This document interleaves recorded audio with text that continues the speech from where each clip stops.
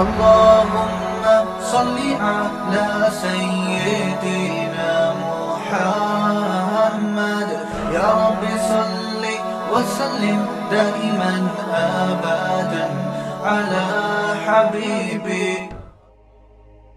وَمِنَ النَّاسِ مَن يَعْبُدُ اللَّهَ عَلَى حَرْفٍ، بہت سے لوگ ایسے ہیں جو اللہ کی عبادت، خدا کی عبادت ایک کنارے پہ کھڑے ہو کر کرتے ہیں. فَإِنْ أَصَابَهُ خَيْرٌ اطْمَأَنَّ بِهِ، اگر فائدہ ہو رہا ہے تو مطمئن، اور اگر آزمائشیں آ رہی ہیں انقلب علی وجہی، فوراً پلٹ جاتے ہیں. آج مسلمانوں میں بھی ایسے لوگ پیدا ہو گئے ہیں. تو اہل اللہ اللہ کی عبادت کرتے ہیں اللہ کو خوش کرنے کے لیے، ثواب کے لیے، بلکہ ثواب سے بھی آگے ان کا مقام پہنچ چکا ہوتا ہے کہ بھئی ثواب نہ بھی ملے پھر بھی کیا کرنی ہے، یہ تو اللہ ہمارا محبوب ہے نا. تو محبوب کے ذکر میں ان کو لذت محسوس ہوتی ہے، محبوب کی یاد میں ان کو لذت محسوس ہوتی ہے. تو اہل ایمان کی ایک علامت اللہ نے بیان کی ہے نماز قائم کرنا، کیونکہ عبادت کا سب سے بڑا مظہر نماز ہے، اس لیے نماز کو فوکس کیا. اور دوسری اللہ نے اہل ایمان کی بڑی صفت قرآن میں، جہاں نماز وہاں پیسہ خرچ کرو. یعنی اللہ کو اس سے پتہ چلتا ہے کنجوس نمازی ذرا بھی پسند، بولو نا، نہیں، کنجوس نمازی پسند نہیں اللہ کو. اور یاد رکھو نماز پڑھنا مشکل ہے، لیکن سخاوت سے زیادہ مشکل نہیں ہے. سخاوت اور مشکل ہے، کیونکہ نماز میں جیب سے کچھ نہیں جا رہا، اور روکڑا خرچ کرنے میں جیب سے جاتا ہے. تو آپ کو نمازی ہول سیل کے حساب سے ملیں گے، سخی لوگ ہول سیل کے حساب سے نہیں ملیں گے. ریٹیل پر چل رہے ہیں آج کل وہ. آپ کہیں گے نہیں ہم تو بڑے سخی ہیں بھائی. تو اللہ اس کے رسول نے جو معیار بیان کیا ہے نا، ٹھیک ہے ایک واجب درجے کی سخاوت تو مسلمانوں میں پائی جاتی ہے، زکوٰۃ دے دیتے ہیں، قربانی کر لیتے ہیں، صدقہ فطر دے دیتے ہیں، یہ موٹی موٹی سخاوت تو پائی جاتی ہے. جیسی سخاوت اللہ چاہتا ہے ویسی سخاوت مارکیٹ میں شارٹ ہے. ابو طلحہ انصاری رضی اللہ تعالی عنہ رسول اللہ صلی اللہ علیہ وسلم کی خدمت میں حاضر ہوئے. یا رسول اللہ، اللہ نے قرآن میں ارشاد فرمایا ہے لن تنالوا البر حتى تنفقوا مما تحبون، جب تک محبوب چیز خرچ نہیں کرو گے نیکی کی حقیقت کو نہیں پہنچ سکتے، خاندانی قسم کے نیک نہیں بن سکتے. ایک ہوتا ہے نا نیکی پر قابو، یعنی نیکی آپ کے کنٹرول میں آ جائے. تو یا رسول اللہ، اللہ نے تو فرمایا محبوب چیز اللہ کی راہ میں خرچ، تو مجھے سب سے محبوب میرا باغ ہے، یہ اللہ کی راہ میں صدقہ. پوری پراپرٹی اٹھا کے صدقہ کر دی. رسول اللہ صلی اللہ علیہ وسلم نے کیا فرمایا؟ بخن بخن واہ واہ ذاک مال رابح، یہ تو بڑا قیمتی مال ہے. بھائی سورس آف انکم اٹھا کے کیا کر رہے ہیں؟ صدقہ کر رہے ہیں، پراپرٹی صدقہ کر رہے ہیں. پھر آپ نے فرمایا، انہوں نے فرمایا یا رسول اللہ کس کو دوں؟ آپ نے فرمایا اپنے ابن الاعمام، چچا کے بیٹوں کو دے دو. یہ دوسری صفت ہے اہل ایمان کی، کہ اہل ایمان جو اللہ کو مانتے ہیں، اللہ کے نیک بندوں میں جن کا شمار ہوتا ہے، جو مذہب کو فالو کرنے والے لوگ ہیں، وہ سب سے زیادہ ترجیح کس کو دیتے ہیں؟ رشتہ داروں کو. وہ رشتہ داری جوڑتے ہیں، رشتہ داری توڑتے نہیں ہیں. یہ چیز بھی آپ کو غیر مسلموں میں، ارے بولو یار خدا کا واسطہ، میں بیان کرنے نہیں بیٹھتا یہاں پہ، میں تو چاروں کھوپڑی میں اترے، منہ سے بولو گے تو یاد رہے گا آپ کو، عمل کی توفیق ملے گی. بیان سننا بہت آسان ہے، کرنا بھی آسان. میں بھی یہاں بیٹھ کے بڑی بڑی باتیں کر رہا ہوں، عمل کرنا مشکل ہے. اللہ نے قرآن میں یہ نہیں کہا کہ ایمان والے اچھی اچھی باتیں بیان کرتے ہیں، اللہ نے کہا عمل کرتے ہیں. یہ بھی نہیں کہا اللہ تعالیٰ نے کہ ایمان والے جو ہیں وہ صلہ رحمی پر ڈیٹیل سے تفصیل سے پورا بیان سنتے ہیں بیٹھ کے.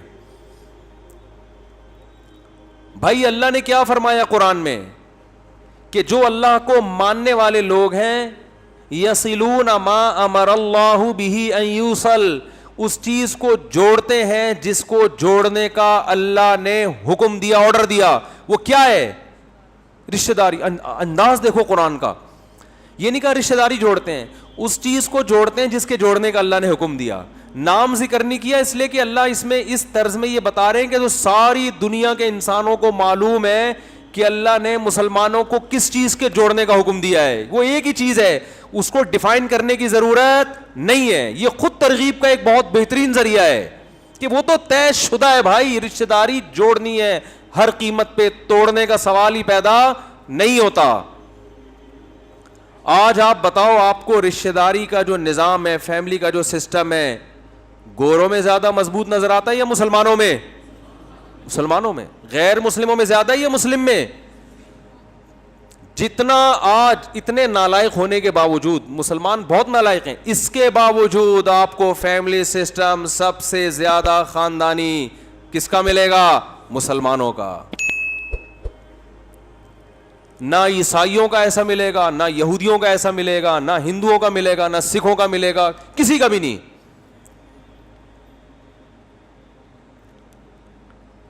لیکن اس کو اور مضبوط کرنے کی ضرورت ہے. اسلام رشتہ داروں کو سب سے پہلے فوکس کرتا ہے, اور صرف خالی پیلی جوڑنے کی باتیں نہیں کرنی ہے. رشتہ داری جوڑنے کا اللہ نے قرآن میں طریقہ بھی بتا دیا. دیکھو, آپ کے گھر میں کوئی قیمتی گلدستہ ٹوٹ گیا, ابا کہہ رہے ہیں بیٹا اس کو جوڑو, یہ میں اتنے مہنگی چیز لے کر آیا تھا, تم نے توڑا کیوں ہے, اس کو کیا کرو, جوڑو. اب آپ ناسمجھ ہو, ظاہر ہے تبھی تو توڑ دیا نا آپ نے. اب آپ اس کو ہاتھ سے یوں کر کے گوند لگا کے چپکا رہے ہیں, جڑے گا وہ؟ کیا ہو گیا یار, کیسے سمجھایا یار, نہیں جڑے گا نا. تو ابا اگر سمجھدار ہوں گے تو پوری بات کریں گے, آدھی کر کے چھوڑیں گے نہیں. ابا کہیں گے بیٹا ایلفی لے کر آؤ, سمت بانڈ لے کر آؤ, اس کو یوں کر کے لگاؤ, پھر اس کو یوں کر کے جوڑو, پھر پھونک مار کے اس کو خوش کرو, جڑ جائے گا.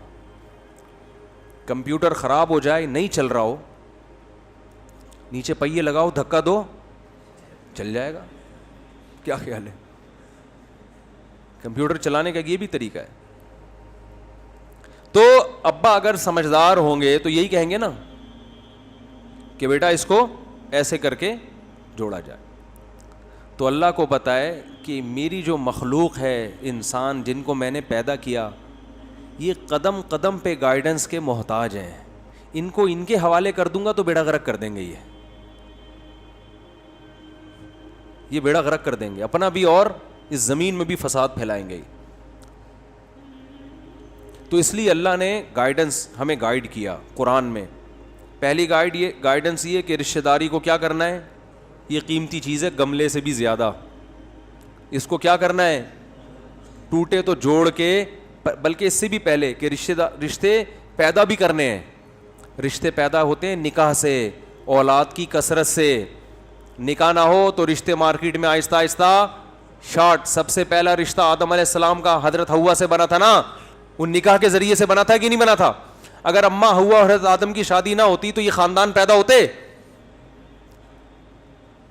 تو خاندان وجود میں آتا ہے, اس کی پہلی اکائی کیا ہے, نکاح. جس قوم میں نکاح کا رواج ختم, رشتہ داری ختم.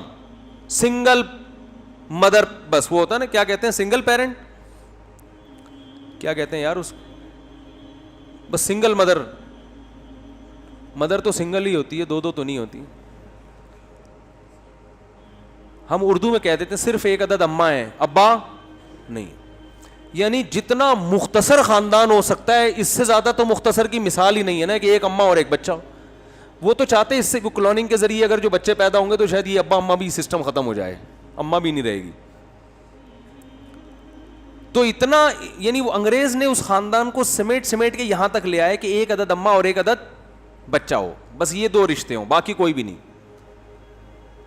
یہ بھی مجبور ہے کہ اماں کے بغیر بچہ پیدا ہوتا نہیں ہے, ورنہ وہ یہ بھی شاید ختم ہو جاتا. تو اسلام میں رشتوں کا بڑا پاس ہے. تو جس چیز سے رشتے وجود میں آتے ہیں اس کو بھی اسلام فوکس کرے گا کہ نہیں کرے گا؟ تو رشتے وجود میں آتے ہیں کس سے, نکاح سے.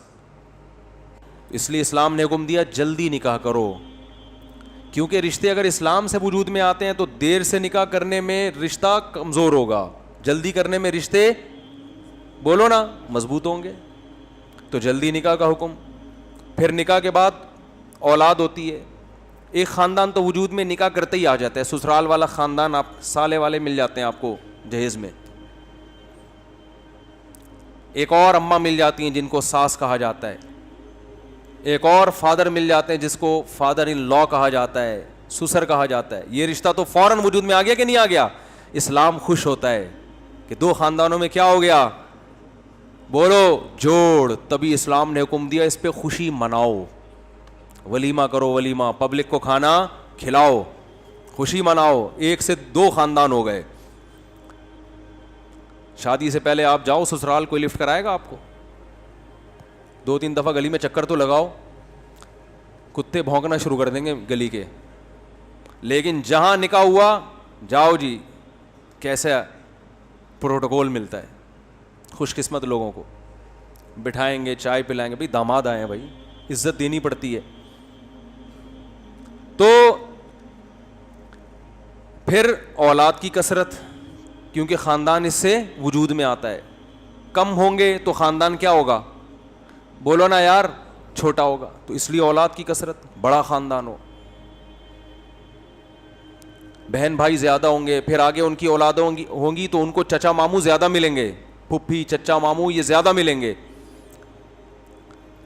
تو اسلام نے حکم دیا, غیر مسلم اس کا حکم نہیں دیتے. وہ اسی میں بیٹھ جائیں گے, اتنے بچے ہو جائیں گے تو کھائیں گے کہاں سے, اتنے بچے ہو جائیں گے, کیلکولیشن لے کے نا کیلکولیٹر میں بیٹھے رہتے ہیں. اتنے وسائل ہیں, اتنی آبادی بڑھ رہی ہے تو قحط بڑھ رہا ہے دنیا میں, ٹوپی ڈرامے. یہ 150-200 سال پہلے پیش گوئیاں ہوئی تھی کہ اتنے بچوں کی اسپیڈ بڑھی تو دنیا میں قحط بڑھ جائے گا. ان میں سے ایک پیش گوئی بھی اب تک پوری بولو بھائی نہیں ہو, بلکہ اور زیادہ انسان کو رزق مل رہا ہے. اتنا اپنے باپ دادا سے پوچھو کہ انہوں نے نہیں کھایا ہوگا جتنا آپ کھا رہے ہو, جتنا آپ کھا رہے ہو ہول سیل کے حساب سے. دوسرا, اسلام نے حکم دیا اب یہ ہو گئے ہیں تو اب ان میں آپس میں کیا ہونی چاہیے, بولو نا یار, محبت, جوڑ. اس کو بچا کے رکھنا ہے, خاندان کو ٹوٹنے نہیں دینا. اے اللہ یہ تو ٹوٹتا ہے تو اگر ٹوٹ جائے تو کیسے جوڑا جائے؟ اللہ نے کہا ایلفی خرید لو. وہ ایلفی کیا ہے؟ انفاق, روکڑا خرچ کرو رشتہ داروں پہ. جب آپ اپنے رشتہ داروں پہ پیسہ خرچ کرو گے تو پیسہ ایک ایسی چیز ہے میرے بھائی جو بجلی اور گیس کے بل کو آدھا کر دیتا ہے. میٹر والے کو دو نا, ٹھیک ہے نا. جو اتنے بہترین میٹر ہیں جن کی اسپیڈ کبھی آہستہ ہو نہیں سکتی, آپ میٹر والے کو پیسے دو, اس کی اسپیڈ آہستہ کر کے دکھا دے گا, آہستہ اسپیڈ کو بڑھا کے دکھا دے گا. تو پیسہ ایک ایسی چیز ہے جس سے آج دنیا میں سارے کام ہوتے ہیں. تو ٹوٹے ہوئے رشتے جڑ کیوں نہیں سکتے اس سے؟ آپ رشتہ داروں کو خالی پیلی کی بس تھینک یو اور اچھا سلوک اور اس طرح کی باتیں کر کر کے ٹرخا رہے ہو تو اس سے رشتے بولو نا نہیں جڑتے. پیسہ, روکڑا, رشتہ لینے جاؤ روکڑا دکھاؤ, فوراً رشتے وجود میں آ جائیں گے. ہاں ہو جائے گی فوراً. تو وہ بھی تو ایک جوڑ, ایک رشتہ ہو گیا نا, جڑ گیا. تو روکڑا کسی چیز پہ خرچ کرنے کے لیے تیار نہیں ہے, بلکہ الٹا رشتہ داروں کا پیسہ کھا رہے ہیں. بھائی بہن کی وراثت کھا رہا ہے, دیتا ہی نہیں ہے. بڑا بھائی چھوٹے بھائی کی وراثت کھا رہا ہے, اس کے کاروبار پہ قبضہ کر کے بیٹھا ہوا ہے. بہنوں کو عید بقرعید پہ جوڑے بنا کے بھیج دیے جاتے ہیں. میں ہوں نا بھائی, میں ہوں, تمہیں کیا ضرورت ہے وراثت لینے کی, میں ہوں تمہاری خدمت کرنے کے لیے. باپ اولاد پہ خرچ کرنے کے لیے تیار بولو نہیں ہے. بھائی اب تم اپنے پاؤں پہ کھڑے ہو, ہم کیوں خرچ کریں؟ بچہ سمجھدار ہے, نیک ہے, پڑھائی میں دلچسپی لے رہا ہے, بھائی آپ اپنے خرچے پہ شادی کرا دو. نا نا نا نا نا نا, کرنے اس لیے بھی نہیں دیتے کہ بہو کہیں 2 روٹی زیادہ کھائے گی تو ہمارا راشن کیا ہو جائے گا, بولو کم ہو. بہو پہ بھی خرچ کرنے کے لیے تیار نہیں ہے.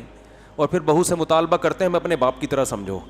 وہ کیوں سمجھے گی؟ اس کو پتہ ہے ایک دھیلا انہوں نے اپنی انکل نے, وہ انکل سمجھتی ہے پھر ان کو, وہ سسر نہیں سمجھتی. انکل ایک دھیلا خرچ نہیں کرتے, بلکہ اپنے بیٹے کو نکاح نہیں کرنے دے رہے تھے کہ بچے کی آمدن کیا ہو جائے گی, ڈیوائڈ. ماں بچے کو نہیں شادی کرنے دیتی کہ بیٹے کی آمدن کیا ہو جائے گی. تو یار تم نے اس لیے خرچ کیا تھا کہ یہ تمہیں کما کے کھلائے گا. اولاد پہ تو ویسے ہی خرچ کیا جاتا ہے, کھلائے نہ کھلائے بھائی ہم اپنی ذمہ داری پوری کریں گے. وہ اس کی آخرت ہے کہ کھلائے گا تو خود آخرت بنے گی, نہیں کھلائے گا جاؤ.